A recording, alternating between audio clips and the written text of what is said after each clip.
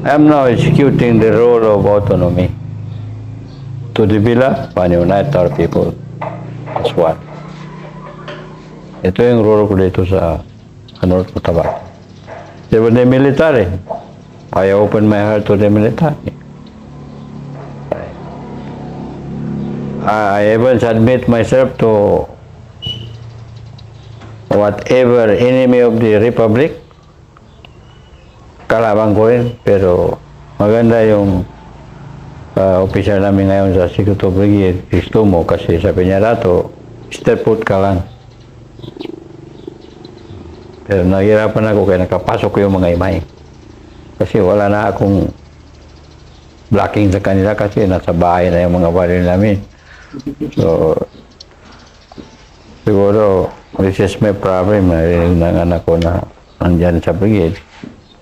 I want to renew this agreement kasi kami ang nahirapan dito.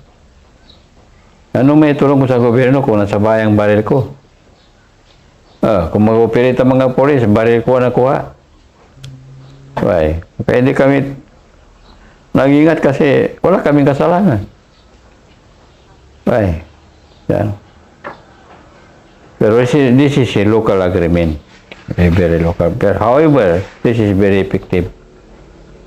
Starts from small problem. Yeah. Kasi this peace in Mindanao will be attained. Not least that the commanders in Mindanao and the whole government should unite first before going to national. Kasi ang national government, yung sinti sila kung gaano yung ang problema sa Mindanao. Kasi malayo sila eh. Okay. Yung mga dito, mga officer namin, yung mga tuwad ng brigade commander, provincial commander, nakikita nila ang ano nangyari, siguro mayroon na siya initiative na pwede malutas ang problema without the reservant to the national government. Before, sir, during 1970s, agreeable ba kayo nun, sir, na there is an inequality in during pag-develop ng Muslim areas and Christian areas? Yes, that is correct. Kasi the government's lack of money to develop whole area. Nagkaroon na kami ng development like this after the war. When the peace agreement was signed in 1996, ito na yung dumating sa amin, mga import from America. It was America who first gave development to the Bangsamoro people. Mayroon man din binigay ng government sa amin, pero hindi gaano malaki. Alam mo naman yung gobyerno natin, nangangailangan pa. Cannot afford to double the development. Until now, sir, ganun pa din ba yung sitwasyon? Yeah. Mas maraming development dun sa Christian areas kaysa Muslim areas? Sa kuan ngayon, galing sa national government, mas marami yun doon sa Christian. Kasi yung tinatanggap namin, only assistance from the foreign country. Like United States, European country, Canadian country, and Japan. Nagbibigyan ng support sa amin. Okay. Dahil, yung galing sa mga tulong sa mga Christian areas, galing doon sa mga local government. Doon nila. Okay. Sir, para sa inyo, sir, ano yung dapat ibigay ng gobyerno ng mga programa o mga proyekto na masugpo na yun para mawala na yung mga hikayat na mga mag-joy pa ng rebelde? Sa aking pananaw, brother, unang-una, i-solve ng government yung land conflict. Kasi, example, myself, I am handling thousands of process na walang sweldo. Bakit kami nabuhay? Nagtatrabaho kami sa lupa namin. Okay. Mas nahirapan pa yung mga process namin na na-integrate kaysa process namin na nagtatrabaho. Kasi Kung mayroon kang lupa mga 5 hectares, kung gusto mong ubusin yun, 5 to taniman mo na mais, malawak yun eh. Kaysa nagsusulo ng kwan, sulo nila eh. Siguro, cheap, hindi nakabot ang 20, no? So, more than, almost 10,000 pa ang sweldo ng mga integrity namin. Pati yung regular na sundalo, maliit. Ay, yung colonel, tinanong ko, only 24,000 gross pa yan. So, mahirap ang buhay ng sundalo. Sa farmer ka, ikaw na pagusto kung anong kalawak ng magkakaya mong trabaho. Dipindi yan sa kakugi mo. Kaya sabi ko sa iyo na lupa ang dapat tutukan. Kasi dito sa Mindanao, maraming lupa dito na sinusulo ng isang tao. Lalo na yung mga mayaman nasa Manila. Marami pa. Sana, hati-hati na mayroon pa mga public land ngayon dito. Sana yung public land, yung 3 tribo dito, Muslim, Christian, Islanders, equal distribute of land. Ngayon kung merong mayaman doon na magkuha ng lupa, lahat yung makaalis kaya sila may pera. Kaya anong ginagawa ng mga wala ng lupa? Magnanakaw. Problema naman yan. Yun na yung simula. So, kaya para malaman ng nasyonal na lupa ang dapat ayos ng government dito sa Mindanao para ma-minimize na yung gulo. Para masolve yung conflict na ito, sino dapat yung mag-lead? Ngayon. LGUs ba supported by the military or ang military supported by the LGUs? Kuhan ito. National government at military. Kasi LGU naman, kung minsan, divisive yung kanina pagdurba ng problema. Okay. Pero, ang maganda dito, Muslim leaders, Highlander leaders, Christian leaders, in Mindanao should unite themselves Dapat magkasundo muna. para makakasundo at tutulungan ng nasyonal at saka yung militar. Yun na lang ko na way na madali yung unite natin. Kung ano ang para sa Highlanders, kanila yun. Anong para sa Kristiyano, kanila yun. Anong para sa Muslim, ibigay. Mahirapan dito dahil halimbawa, ikaw, meron ka. Ang gusto ko, kunin ko pa yung pati iyo eh. Yun ang dahilan doon eh. Skiman. Right. Yung mga leader, masakim yung mga leader natin dito. Gusto nila, kanilang malawak ng lupa para magyaman, para magamit sa politika. Naghirap nito ang military at saka yung nahirapan yung Bangsamoro people. Yun. Ngayon, ang binibigyan ng mga katungkulan, yung mga tao na walang kapansanan, paano niya makaya ang disiplina na walang naniwala sa tao na yan? Okay. Kaya, walang dapat paniwalaan na pangyari. Pati kami mga Muslim, nag-aaway-aaway rin kasi gusto ng mga dato namin, ubusin nila ang lupa namin. Okay. Like Maguindanao. Tingnan mo sa Maguindanao, malaking gulo diyan. Mas mabuti lang sa North kaya minimize namin sila, Chip. Minimize dito eh. Why? Anong masasabi mo sa epekto ng edukasyon dito? Yun ang isang problema. Ang pagkaalam ko, kulang ang tingin ng national government sa mga Muslim tungkol sa edukasyon. Kaya, medyo mabagal naman yung tulong ng national government sa edukasyon. Palagay ko, maraming may edukado sa Muslim. Yung high school na yan, pinaghihirapan ko yan talaga. Halos mawala ng dila ko yan pag-usap bago nakatakbo. So, ang suggestion niya sir is Muslim, ano yung suggestion about education? Ang maganda diyan, isali natin ang education para sa Muslim. Ibalik ang lupa ng Muslim doon sa naagaw sa kanila. Ako, I can. Alam ko kung sino mga lupa dito na naagaw sa Muslim. Naagaw ng Kristiyano. Na may titularo na, may application na. Dito sa Mindanao, nangyari dito, halimbawa, application ng Muslim. Kung minsan taga Manila, nakakuha ng lupa. Table survey lang. Walang Muslim, wala na silang pangalan doon sa kanilang lupa. Lupa ng taga Manila. Ang nahirapan dito, sundalo eh. Hindi na sila makapag-aral sa kanya anak ng matino, mabuhay ng matino, kasi palaging gira eh. Na it is very local war. Kasi Pilipino-Pilipino. Ako naawa na ako sa sarili namin. Ngayon ko lang nalaman na useless ang gira sa Mindanao. Kasi sana makarating ba yung kalaban natin ng ibang bansa para mag-ipon-ipon tayo siguro doon. Siguro yung kailangan.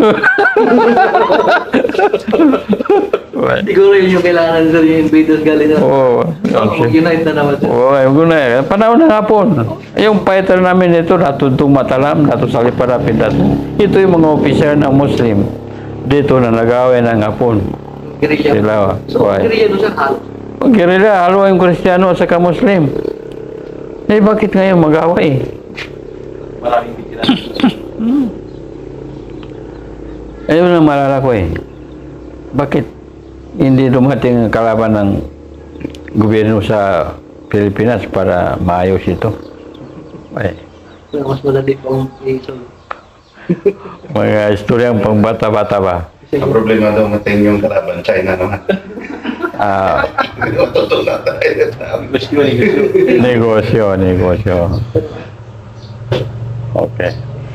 May balik na ako doon sa objective dati ng team at saka Team Miser. Di ba silang MI is Islamic? Yeah. And then Islamic Faith. May kaibahan ba yun? So, no. Kasi, ang gusto ng imay ay itong mga education ng Muslim, religious education, maging mabagal sa aming kamusliman. Hindi naman sa Kristiyano yun, sa Muslim lang, kasi yun ang religion namin. Pero wala mo, bakit may na ang religion ng Muslim, tapulan din kami. Dahil din sa amin yan. Huwag kang maniwala, the war in Mindanao is religious war, no. Pero, anong mga iningi ng, ano ang katarungan ng Bansa Moro na pinaglalaban niya? Number 1 yung lupa. Syria. Kasi saan kami pupunta? We cannot go to Basilan, I cannot go to Visayas, Luzon, kasi wala kaming lupa doon. Dito lang kami mag-ikot-ikot sa Mindanao. Okay. Pero wala lang lupa kasi nasa mga kapatid natin Kristiyano kasi marunong sila mag-apply ng lupa. Kung minsan doon sa panahon ng Ilaga, balikan natin, yun na nakasira talaga. Kung hindi nangyari yung Ilaga na sinakop yung lupa, pumatay sila ng kahit babae, bata, na walang kasalanan, hindi maglakang gira sa Mindanao. Iba paano yung mga kapatid ng babae na pinatay na wala mga buntis, pati yung anak nakalabas buhay pa, pero hindi naman pinatay na Ilaga yung mga anak kasi maliit yun eh, pero buhay para na-opera yung buntis. Yun ang history sa Mindanao na alam mo yung Muslim, iba yung ugali namin din. Kapag may nangyaring masama, magtanim kami ng kawayan kung maliit pa kami. Alam mo yung kawayan kapag malaki na, maraming tunok. Kaganunin ng Muslim. Kapag marami ng baril, mag-umpisa naman. Sir, paano naka-epekto yung RIDO sa kaguluhan dito? Ang RIDO naman, alam mo yung RIDO, lalo na Muslim, yun ang karamihan sa aming RIDO. Dahil sa prinsipyo rin. Katulad ng RIDO ng Imay, saka MNLF. Sumirido pa rin. Redo na yan eh. Kasi kami, okay na yung autonomy. Imay naman, hindi sila sa ngayon sa autonomy, independent. So, rido rin sir. Redo na yan. Kaya gusto nila, maalis kami kasi malit mo lang yung prinsipyo namin, kami pininindigan. Guluhin kami para maalis kami, sila na magtira doon. Yun na, nangyari na sa aking buhay ko yan eh. 20 years, nag-away ako ng Imay. Gusto na ako mawala dito. Eh, paano? Lumaban ako. Witness na ito. Nasisipin ba yung rido? However, ang redo, hindi naman gaano epektibo yan. Kapag makatuloy lang yung autonomous government, ma-minimize na yung redo. Okay. Ang mga redo, gumawa niya mga leader namin dahil sa politika. Kaya nangyari diyan, alam mo Muslim, ignorante sa politika. Halimbawa, ikaw, mayor ka, mayor ako. Kumapilya ako, ikaw nanalo.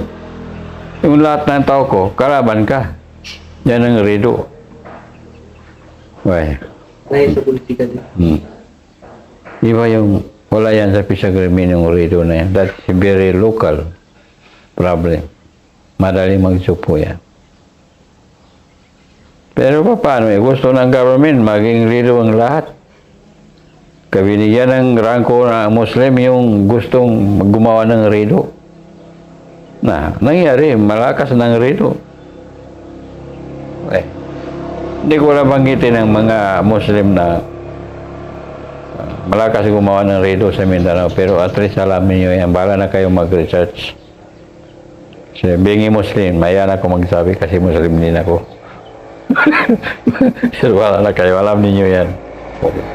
Pero yun masabi ko sa inyo, ang IMIM, founder sila Tutong Matalam, ang objective ng IMIM is Mindanao Independent Movement. So, dahil hindi gusto ng government yun na mangyari o independent, napundar yun. So, sumunod na yung MNLF, proclaiming that Mindanao Independent. So, ayaw pa rin ng President, given na tayo Marcos, hindi pa rin nangyari. Ang nangyari doon sa 1976, Tripoli Agreement, autonomy, composed of 13 provinces and 9 cities. Nung nabigay sa amin ng autonomy, maliit lang. Una-una, 4, di ba? So, last plebiscite, nagkaroon ng Basilan. So, naging 5 provinces naging autonomy. 1 city of Marawi City, ang sakop. So, if the government is sincere to look, just to minimize problem, kung ituloy nila yung 13 provinces o 14 provinces and more than 10 cities, the area of autonomy, siguro malaki na yan na solusyon na magtsugpo ang gira sa Mindanao. Tapos, yung lahat ng lupa na public land, i-distribute ng government sa mga walang lupa, Muslim Christian sa Mindanao, Highlanders, ay matahimik na. Kasi bawat isa ay matutukan yung pagtatanim. Paano mabuhay? Kami lupa. Wala naman nag-aanuan sa lupa. Paano ngayon eh? Namalay kami, naging lupa ni Mayor na yung lahat ng lupa. Uy. Ngayon, mga tao namin nag-aaway. Anong problema ngayon na silip ko? Kung gusto ng Mayor kunin ng lupa, kung may Kristiyano, Muslim nagkalapitan doon, kung hindi Muslim ang barilin, Kristiyano ang barilin para mag-aaway na yung Muslim, Kristiyano. Ito yung nangyari dito sa Matalam ngayon. Politika. Sana yung mga leader natin, local government natin, tumulong sila sa nasyonal para hindi na maglaki itong gera. Ano man ang gawin ng national government kung hindi sa ngayon ng local government? Ay. Kahit lahat ng sundalo sa Mindanao papunta dito kung hindi ito magsupo hindi tayo makalis sa situation natin. Okay. Paano nagdami ang baril sa Mindanao? Dahil sa dami ng sundalo. Kasi magpuproteksyon yung malang baril. Bumili, mapagawa. So, mayroong manegosyo. Okay. Kaya, kung hindi mag-ibang landas ng pagsurval ng national government sa situation sa Mindanao, marami pang masalanta. Okay. Katulad ng ginawa na kuan ngayon, MILF, they attack Provincia Gil, to rescue yung mga nabilanggo na parintin nila. So, hindi nila kayang palabasin ng bilanggo kasi maraming pulis, nakabarila. Ang problema ko naman, nung nag-uli yung makiat ng mga pulis sa mga bahay ng mga tao ko, pati balik ko na isa nakuha nila na hindi naman kasali doon. Mayroon pa akong 3 commander na nasali ang pangalan na hindi man nakasama doon kay Amy Nilipio. Paano sumama sa Amy? Magkalaban niya. Pero, yun, ang problema dito. Pero sana, kaya kung mag-ayunay sa mga army natin.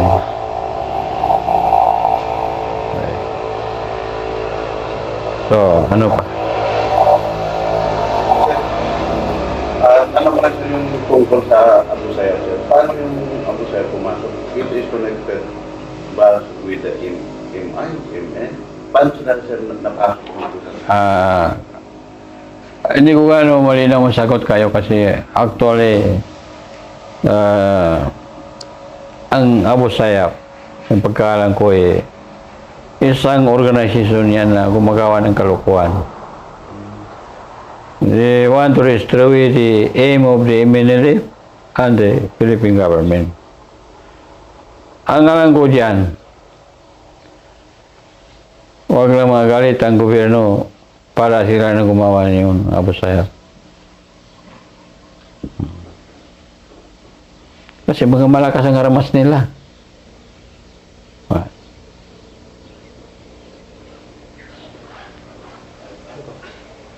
At saka founder ng Abu Sayyaf, si Juan, ang alam ko, Kristiyano. Pero napatay na sa Zamboanga. Para pamilya ng kalimutan ko pero Kristiyano. Pero una-una ang Kristiyano yan, nag-aaral sa intelligent doon sa Switzerland. Upon finishing the intelligent education sa government, pumunta naman sa Roma. Nag-aaral ng pari. After Roma, pumunta naman sa Islamic country. Nag-aaral ng Islamic. So, after that, nag-uwi sa Zamboanga. Siya nag-organize ng Abu Sayyaf. Hindi niyo maalala yung pangalan. Kalimutan ko, alam ko ang pangalan, pero nakalimutan ko. May tagal na yun. Pero yan ang origin, ang Abu Sayyaf. Kasi, they connected to Bin Laden. Nagpapanding yung mga rebelde ng yung Islamic country, maraming rebelde dyan. Number 1 is Bin Laden. Diba? Bawat lugar sa mundo, mayroong loko-loko. Ayun na nag-ipon-ipon. Okay. Yeah. Yung Abu Sayyaf na. Actually, hindi ko alam ang Abu Sayyaf kasi wala ako dyan. Pero alam ko na it is the enemy of the front of the MNLF. Pero nangyari ngayon sa ulo, Basilan, ibang ugali dyan dito sa mainland. Ang tao sa ulo, tawi-tawi Basilan, mayroong imay dyan.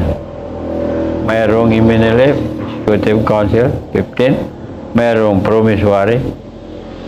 Mayroong MILF. Mayroong Abu Sayyaf. Okay. So, mayroon pa fundamentalist. Yung mga fundamentalist yan, yun lumaban ng kuan religion, mga fundamentalist. So, ginawa ng mga ibang ugali dyan sa Hulo, kapag Abu Sayyaf ay nagkagkwento sa government, lahat yung tumulong doon sa Abu Sayyaf.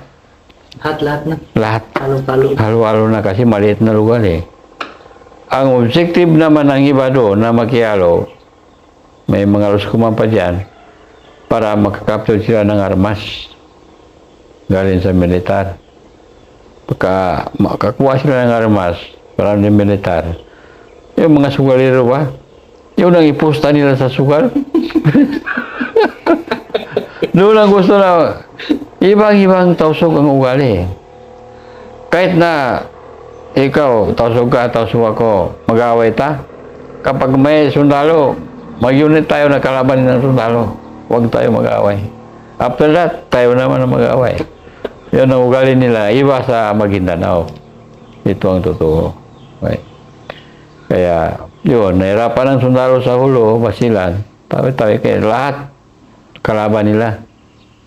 Hindi mo na masabi, imay ka, bakit ka lumaban yan? Kasi, being itausog, magkakapatid, magtutulungan. Kusublan. Iba ang ugali. Ang peaceful na Muslim sa Mindanao, ito Maguindanao. Ay, kung nag-away man ng gobyerno imay sa sundalo, wala pa ako natulungan. Kahit parinti ko. Bahala na. Pero doon sa Basilan, Hulo, ganun ang ginawa nila. Kaya hindi mo sumusi. Kalaban lahat ng sundalo sila. Kaya nahirapan ng sundalo diyan. Okay. So next. Wala, ang Abu Sayyaf, I cannot comment. Okay. Sir, why you adhere on autonomy, sir? Bakit ito yung doon niya na doon sa autonomy? At bakit yun ang nakikita mong solusyon? Ang akin naman, as you know, independence is important to the Bangsamoro people. Kasi meron tayong katuwiran yan na i-separate yung Mindanao from the Republic of the Philippines. Because according to the untold story of Spaniard. Kasi why? The Spaniard wrote that kind of book, story, untold story. Kasi Spaniard only read Cebu. Magellan was killed in Cebu by Lapu-Lapu. So, hindi nakapasok ang Spaniard dito sa amin lang, sa Mindanao. Lumaban yung mga dato namin noon. Sultan Kudarat, hindi na-conquer ng Spaniard yung Cotabato City. Pilde yung kwan. Kaya, yun na nasabi ng Spaniard na Mindanao is not part of the Philippines. Kasi, only pronounce Philip, mayroong Spaniard, Philip Sico ng pangalan. Okay. Narating niya Cebu lang. So, ang ganan dyan ng kwan, ang ganan dyan ng independent. Kasi ang independent na binigay ng American sa atin is not a real independent. It is a bogus independent. Kasi nung when the Spaniard go back to Spain, nasalubong nila yung Amerikano dyan sa Manila Bay na nakasakay ng barko. So, nag-away sila doon. Ang napatay lang yung cooker ng Amerikano. Yun na napatay kaya may team na Amerikano yun. Kaya sinasabing bugos, hindi tunay na fight yun. So, independent naman, bugos independent. Bakit bugos independent? Inawakan ng Amerikano yung mga resources natin sa Pilipinas.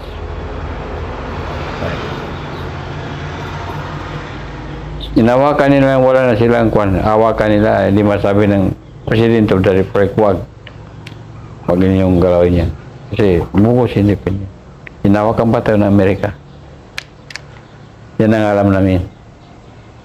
Kaya isang bagay na yan na Bangsamoro, nagkaroon kami ng prinsipyo na i-separate ang Mindanao dahil yung Pilipinas lubog ng utang sa Amerika. Di ba lahat ng sunod-sunod na presidente natin nangungutang? So, hindi pa pinanganak ang anak natin, may utang na. Di ba? Para mawala kami dyan, is palit ang Mindanao. So, dahil ayaw na ang government mula kay Marcos hanggang sa sunod-sunod na presidente, hindi tumanggap, hindi bumigay, wala tayong magawa. So, kami naman dito sa MNLF, nakikita namin na maraming kulang sa amin. Kulang kami ng edukasyon. Number one is edukasyon. Okay. So, resources, kulang. So, mahirap na isiparit natin ang lugar na hindi na-develop. Kulang sa edukasyon. Number one, edukasyon kasi paano natin kuhan yung lahat ng gagawin para sa edukasyon kung walang edukasyon. Tama. So, kanat. Sige,